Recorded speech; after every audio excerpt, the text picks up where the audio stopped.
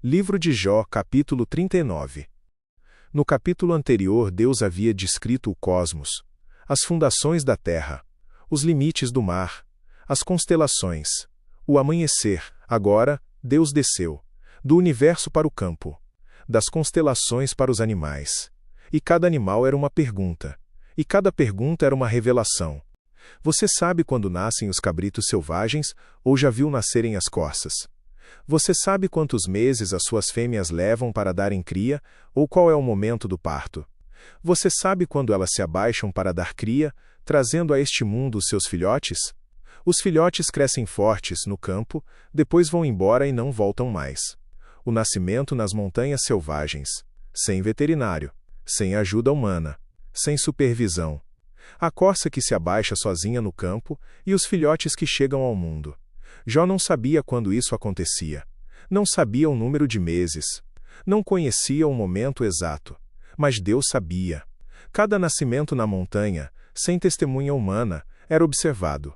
Era conhecido. Era parte de um sistema de cuidado que funcionava completamente além da consciência humana. E então um animal completamente diferente. Quem deu a liberdade aos jumentos selvagens? Quem os deixou andar soltos à vontade? Eu lhes dei o deserto para ser a sua casa, e os deixei viver nas terras salgadas. Eles não querem saber do barulho das cidades, não podem ser domados, nem obrigados a levar cargas. Eles pastam nas montanhas, onde procuram qualquer erva verde para comer. O jumento selvagem. O primo selvagem do animal mais domesticado e mais humilhado da antiguidade. Enquanto o jumento doméstico carregava pesos e era espancado nas estradas, o jumento selvagem corria livre no deserto. Indomável. Sem cargas, sem dono. E Deus havia feito os dois. Havia feito o jumento doméstico que servia, e o jumento selvagem que não servia a ninguém. A liberdade do jumento selvagem era obra divina tanto quanto a utilidade do doméstico. E depois o touro selvagem, mais desafiador ainda. Será que um touro selvagem vai querer trabalhar para você? Será que ele vai passar a noite no seu curral? Será que você consegue prendê-lo com cordas ao arado a fim de arar a terra ou puxar o rastelo?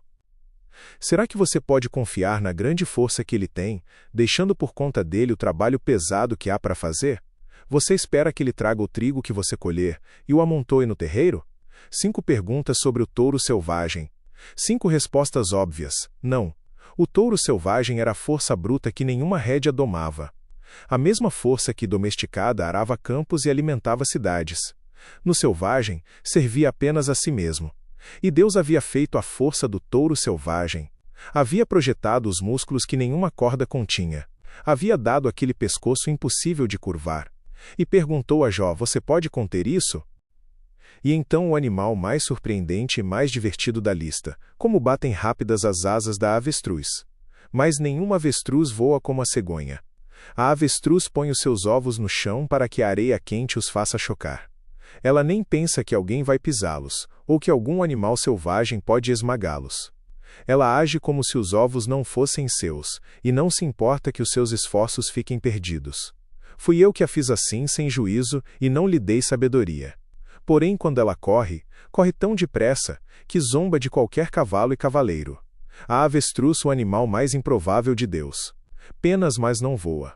Ovos, mas os abandona. Asas, mas não servem para voar. Fui eu o que a fiz assim, sem juízo. Deus disse isso sobre sua própria criatura, com algo que soava como humor divino. Eu a fiz sem sabedoria para os seus ovos. E mesmo assim, quando corre, zomba de qualquer cavalo. Havia uma teologia aqui mais profunda do que parecia. Nem toda criatura precisa fazer sentido segundo os critérios humanos de eficiência. A avestruz não se encaixa em nenhuma categoria. E foi Deus que a fez assim. E então o animal mais glorioso do capítulo: Jó, por acaso foi você quem fez os cavalos tão fortes? Foi você quem enfeitou o pescoço deles com a crina? É você quem os faz pular como gafanhotos e assustar as pessoas com os seus rinchos? Impacientes, eles cavoucam o chão com as patas e correm para a batalha com todas as suas forças. Eles não têm medo, nada os assusta e a espada não os faz recuar. Por cima deles, as flechas assobiam e as lanças e os dardos brilham. Tremendo de impaciência, eles saem galopando, e quando a corneta soa não podem parar quietos. Eles respondem com rinchos aos toques das cornetas. De longe sentem o cheiro da batalha, e ouvem a gritaria e as ordens de comando. O cavalo de guerra. O animal mais nobre, mais poderoso, mais glorioso que o mundo antigo conhecia. E Deus descreveu-o com evidente prazer. O pescoço enfeitado com crina, os rinchos que assustam, as patas cavalcando o chão de impaciência, a corrida para a batalha sem recuar diante de nada. Foi você quem fez isso? A resposta era óbvia. E o prazer de Deus na própria criação era palpável. E o capítulo terminou olhando para cima, para as aves. É você quem ensina o gavião a voar e abrir as asas no seu voo para o sul? Será que a águia espera que você dê ordem a fim de que ela faça o seu ninho lá no alto? Ela mora nas pedras mais altas, e no alto das rochas constrói o seu ninho seguro. Dali enxerga o animal que ela vai atacar, os seus olhos o avistam de longe. Onde há um animal morto, aí se ajuntam as águias, e os filhotes chupam o sangue. O gavião que migra para o sul sem que ninguém lhe ensine o caminho.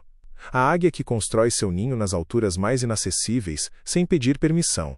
Os olhos da águia que enxergam sua presa de uma distância que a visão humana nunca alcançará. E os filhotes que se alimentam onde há morte.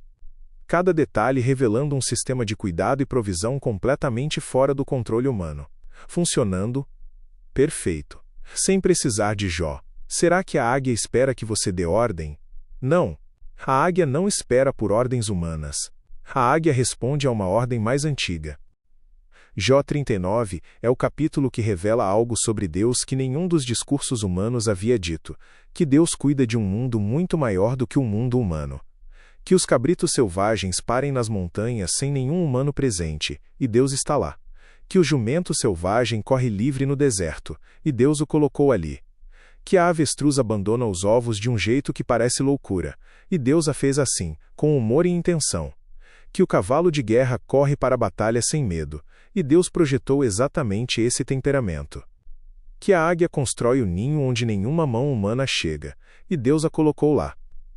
Jó havia perguntado, onde está Deus quando os inocentes sofrem? Deus respondeu com uma pergunta diferente. Você viu o cabrito silvestre nascer? Você soltou o jumento selvagem? Você fez a avestruz ser assim? A resposta não era uma negação da dor de Jó. Era uma expansão de perspectiva. O universo é muito maior do que o sofrimento de Jó.